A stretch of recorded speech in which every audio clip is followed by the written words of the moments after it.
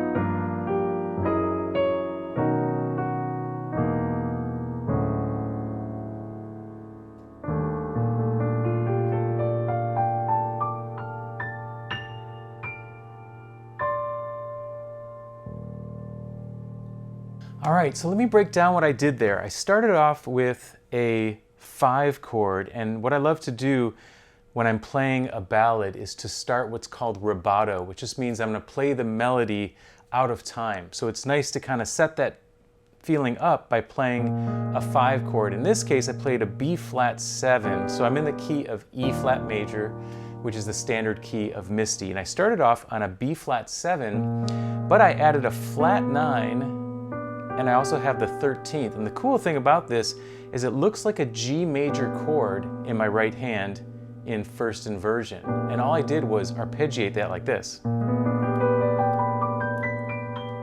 So that's a great technique that you can use if you want a nice introduction, is you can play this what's called a polychord, where you play a 6 over 1, which means if I'm at B flat 7, I go 1, 2, 3, 4, 5, 6, and I play a G major over B flat 7 like that, and that gives us that flat 9 and that 13th. But it's a beautiful sound, and it's a nice way to start an introduction like that.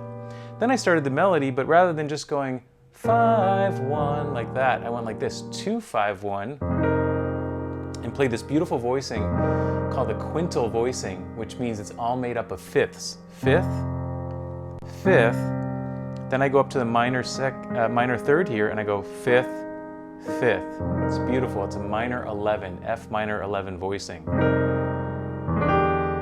Then I did an E7 with the sharp 9, which is a tritone of B flat, isn't it? So I go, and then I just did what's called a rootless voicing. In this case, this is called a so what voicing, and I just used it as a fill. So I have fourth, fourth, fourth, fourth, and a major third. But it sounds really pretty over that E flat. Then I went, and the thing is, what's cool about this, when you have a B flat minor 7 like this going to an E flat, which is a 2, 5, 1 of A flat, right? What I love to do sometimes is go. So what I'm doing is I'm making it a B flat minor major 7, and then to minor 7, and then finally to the E flat, to the A flat, like that. And it's just really pretty because you have this chromatic line going down like that. Do you hear that line there? And then I believe I did another chordal voicing fill here. So that means I started on the 7th, went up to the 3rd, 6, 9, 5, but that's all fourths. They call it chordal voicings. Fourth, fourth, fourth, fourth, fourth. And I think I did the same thing on this one, where I went up to the major 7 like this. So A flat minor major 7, A flat minor 7 to a D flat 13. Now in the music, I believe the original changes go 1, 6, like that. But what I love to do is to substitute a 3 chord for the 1 chord. So in the key of E flat, what's 3? 1, 2, 3. So I could go like that, but I chose to make it a major, so G7 rather than G minor 7 like this. G13, it really brightens up the sound of the chord to go major. And this 13, I love this because this is a really cool inner voice line like this. Da, da, da, da. Do you hear that? This is the great voicing. It's G13, G7 flat 13, C9 sus, C9, C7 flat 9. So we go.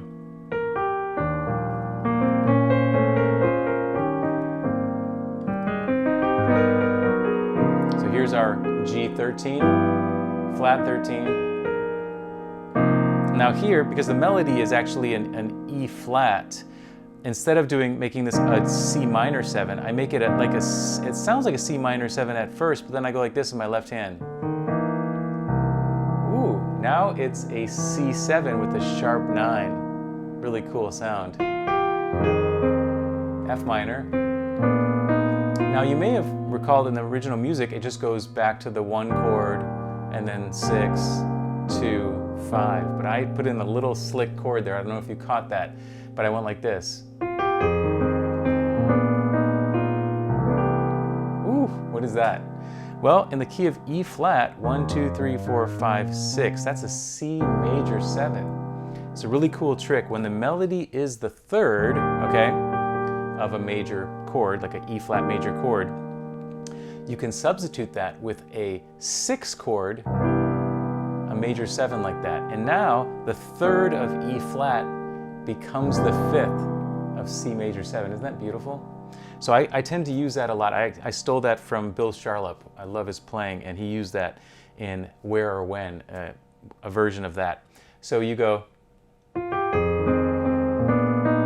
temporarily go to C major 7, and then do a 2-5 going back to E flat.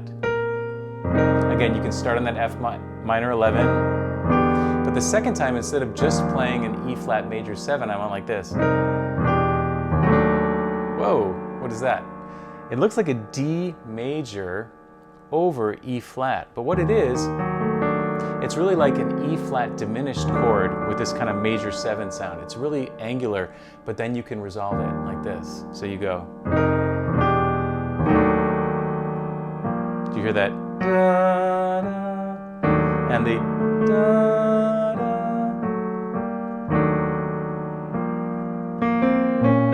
Minor major 7 again. And I think one time I went like this. So anytime you have this kind of chordal voicing like we did in the first A section, simply go up a half step and then go back down. That's really fun to do. Minor major 7. There's our G13 again, flat 13.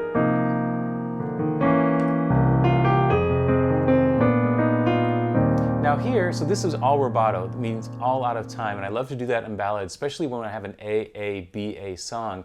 I like to do the rubato sections for the A sections and then go into time, going into the bridge. So when you get to this last section here, I went A flat minor 7, D flat 7 to E flat like that.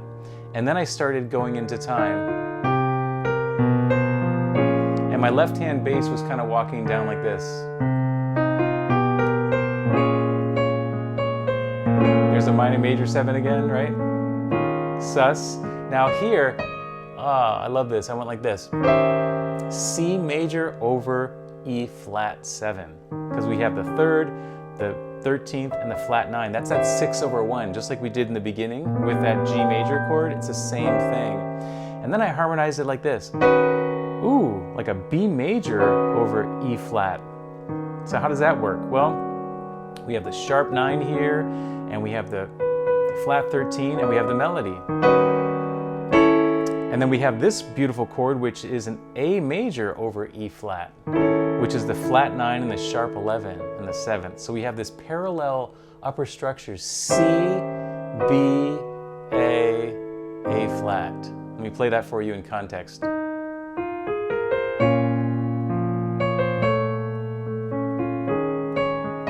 C, B, A flat.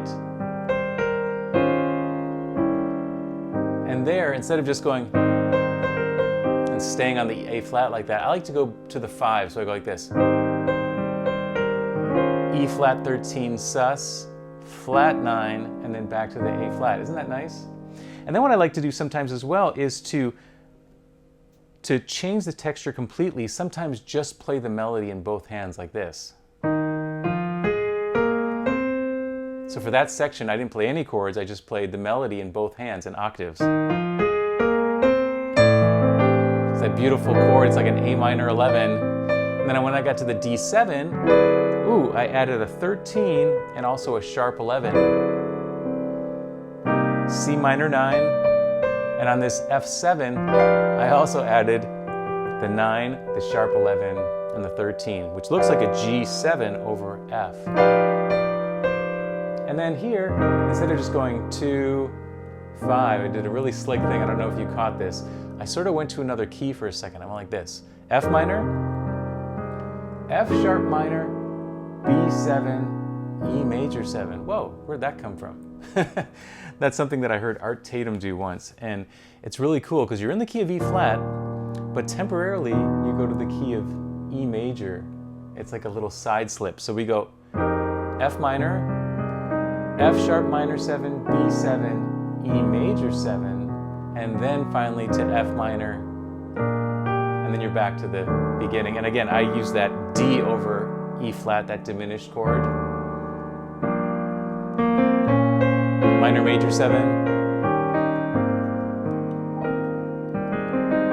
minor major 7, G13. Now at the end, when I started going into a solo, instead of just going 1, 6, 2, 5, I did what's called a pedal 5, which means in the key of E flat, B flat is 5. And so what I did is I still played E flat like a 1, 6, 2, 5 in my right hand, but I was putting it all over a pedal in my left hand, a B flat. So something like this.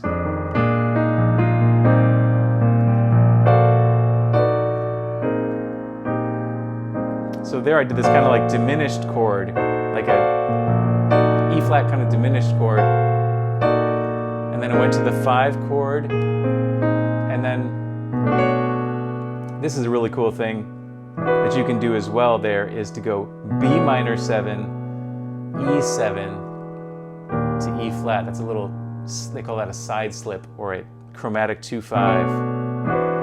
And then I went into my solo in time.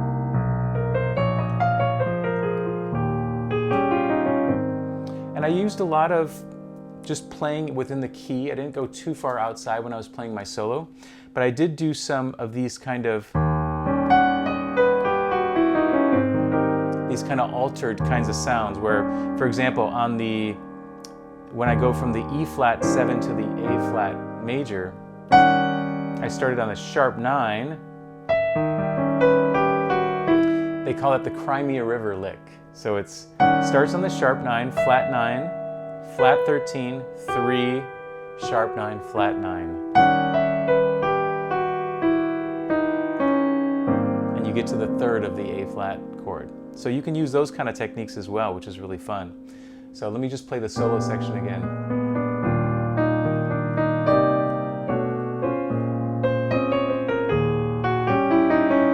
Even that da da da da da, that's using the flat 9, which I love to do.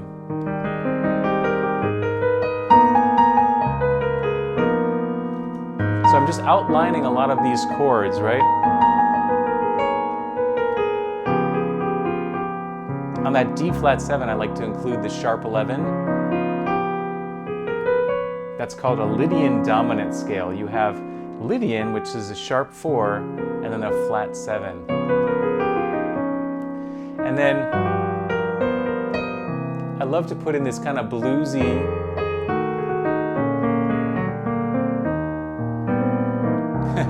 so what you can do, which is really fun, is even though a song can be not so bluesy sometimes, you can infuse the blues in it by playing, for example, this is the E flat blues scale, right? And instead of playing major 7s, you can change the chords as dominant chords in your left hand. So instead of playing an E flat major 7, play an E flat 7. And on the C chord, instead of C minor 7, play C7. See how that sounds nice when you add those dominant chords? Same with here, F7, and then to the B flat 7. So I love to put in the blues whenever I can in a solo like that. So again, I might go,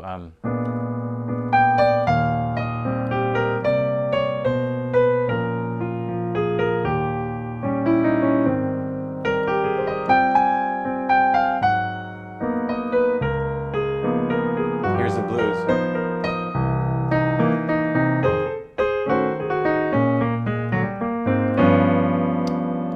So I did this really cool thing where I went on the 3 chord, I made it a G7, but I added in the sharp 11 and then to the C7 like this. And then I just used that same idea and went sharp 11 on the 2 chord, which is an F7. There's the sharp 11, and then there's the 5 chord. So that's kind of a fun thing you can do. 3, 6, 2, 5. It creates that cool line there. And then after the solo, I went back to the melody, but I went back to the bridge. Okay, so whenever you're soloing in a ballad, even though you can solo over the whole form, I tend to solo over 2 A sections just because it's kind of a long song. And then I play the melody again. So, and on the bridge, I'm pretty sure I did some of the same kind of stuff. I went.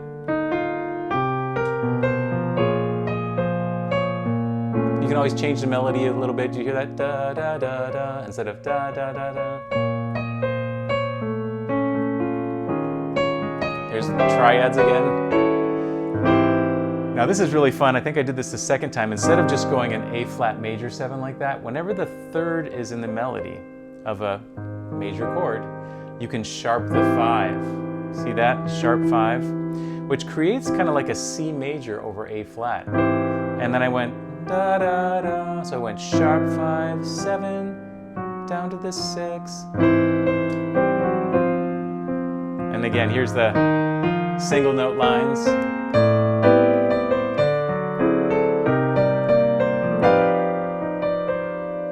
Here's the F sharp minor again to B7 to E major 7, right?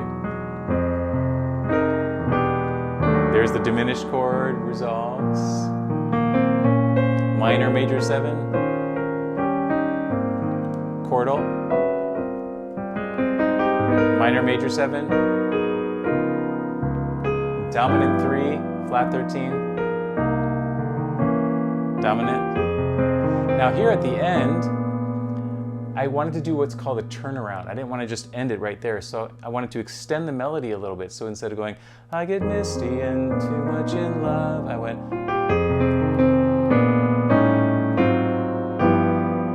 So the melody is going da da da da, and my chords I made going in opposite directions. They call that contrapuntal, right? So I went B flat 9. A7 sharp 11, A flat 13, G13. This is a D flat 7 sharp 11, C9 sus, C7 flat 9. I do a little arpeggiated thing like that, and then it went and 2. There's our flat 9. Kind of did a little arpeggiation, and then I pause at the end because I want to make this note. That's the 1, right? But instead of just ending on a 1 chord, I thought, what should I do? So I went up to the sharp 4, all right, which is a half diminished. Went to an A flat minor, G minor, G flat 13, and then I went to a B major 7, to a E major 7, to a D major 7, and then to a E flat major 7 with the sharp 11, 9 sharp 11 and 13, and then add a little echo of the melody.